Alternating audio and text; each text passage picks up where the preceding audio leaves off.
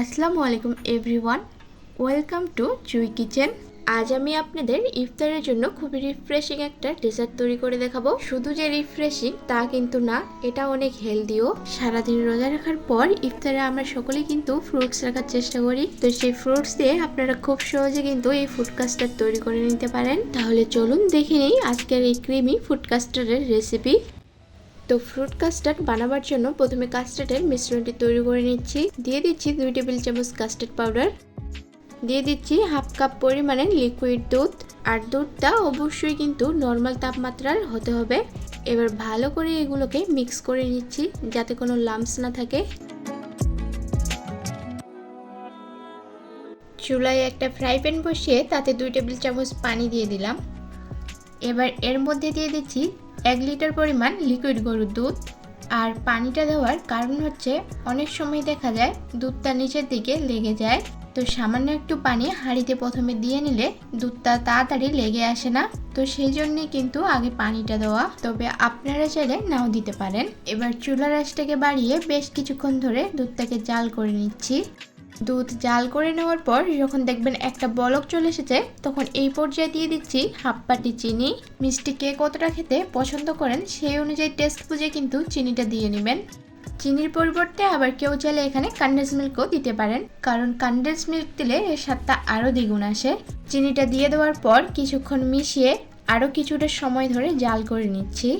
যেহেতু চিনিটা দেওয়ার পর দুধটা আরও কিছুটা পাতলা হয়ে যাবে, সেই কারণে আরও একটু সময় ধরে দুধটাকে জাল করে নিতে হবে। চুলার আঁচটাকে এখন মিডিয়াম থেকে বেশ কিছুটা কমিয়ে রেখেছি, কারণ এতে এখন আমি কাস্টার্ড পাউডার অ্যাড করব।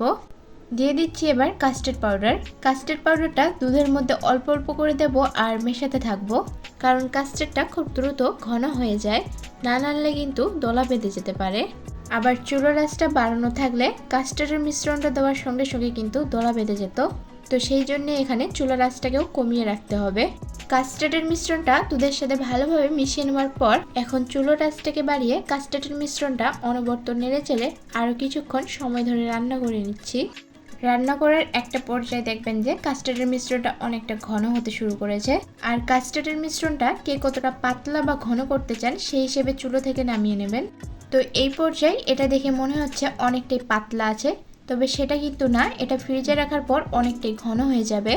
মিশ্রণটা আমি একটা বাটিতে ঢেলে নিলাম। এবার 1 ঘন্টার জন্য ফ্রিজে রেখে দিব।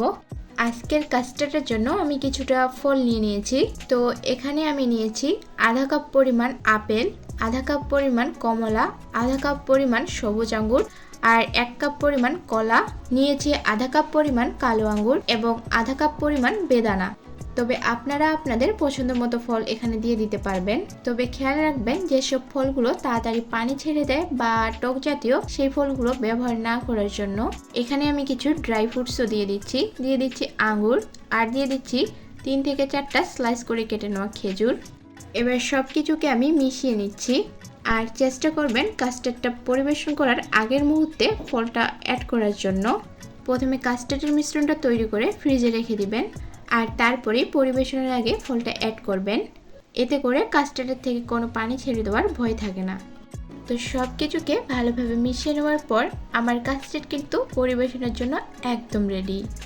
আর এরই মাঝে তৈরি হয়ে গেল ঠান্ডা ঠান্ডা এবং ভীষণ মজাদার ঘরে তৈরি ফ্রুট কাস্টার্ড। আশা করছি আমার আজকের রেসিপিটা আপনাদের ভালো লেগেছে। ভালো লাগলে অবশ্যই ভিডিওটাতে একটা লাইক দিয়ে চ্যানেলটিকে সাবস্ক্রাইব করে আমার পাশে থাকবেন। আজকের মতো এই পর্যন্তই। আল্লাহ হাফেজ।